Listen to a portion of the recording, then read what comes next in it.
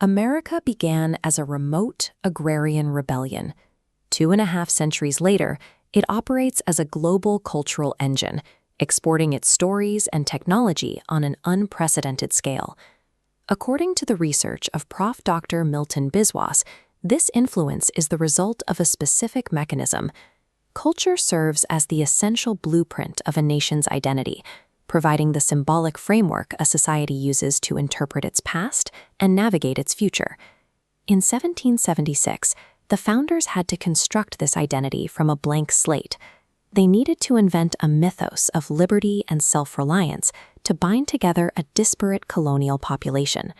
This effort is codified here in the handwritten text of the Declaration of Independence, a document that established universal equality as the primary national ideal. A contradiction split the nation's trajectory. One line tracks lofty ideals of liberty, the other reveals systemic exclusion, the displacement of indigenous peoples and enslavement of millions. This hypocrisy meant American culture evolved through the friction of groups demanding broken promises be met. Professor Dr. Milton Biswas points out that excluded populations recognized the power of this friction. They began fighting for cultural citizenship, using literature and art to force their way into the public sphere and claim representation. Frederick Douglass weaponized the written word to dismantle racist ideologies. Through his autobiographies, his intellect actively challenged the state's moral authority.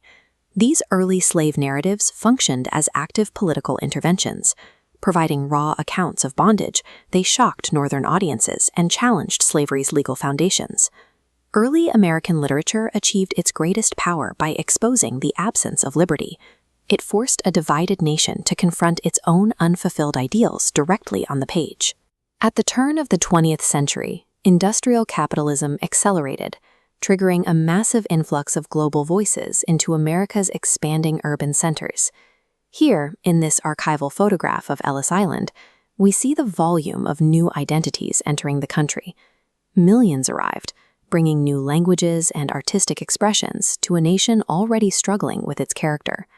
Professor Dr. Milton Biswas characterizes this shift as a mosaic, a landscape where these groups retained their distinct hybrid identities, rather than blending into a single uniform whole. This demographic shift expanded the scope of American art.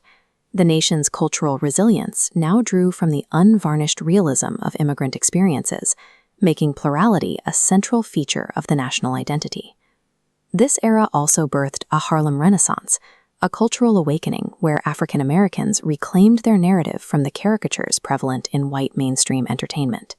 In this portrait of Langston Hughes, we see a pioneer of this movement. Hughes fused the vernacular rhythms of Black life with modernist experimentation, creating poetry that asserted dignity and demanded racial justice. We see the sonic manifestation of this reclamation here, with Louis Armstrong mid-performance. Jazz emerged as a distinctively American art form that transcended racial and geographic boundaries. The improvisational nature of jazz reflects the navigation of the American democratic struggle, moving between individual expression and a collective rhythm. Through the Great Migration and the rise of radio, this cultural energy moved out of Harlem and electrifying the rest of the urbanizing nation.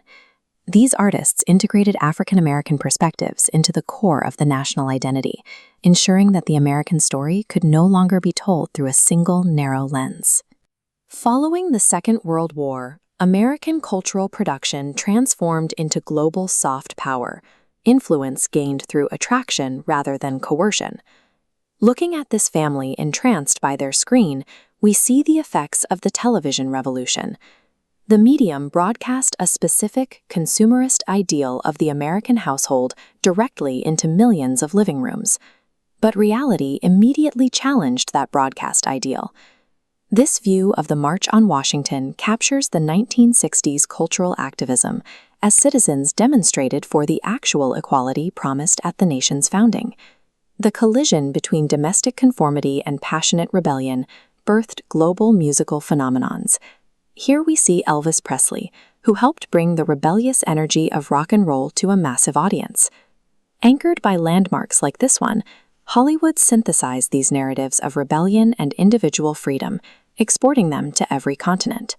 The most effective global export of the 20th century was the spectacle of America's own internal struggles. The global audience watched a nation constantly negotiating its definitions of freedom through film, music, and art.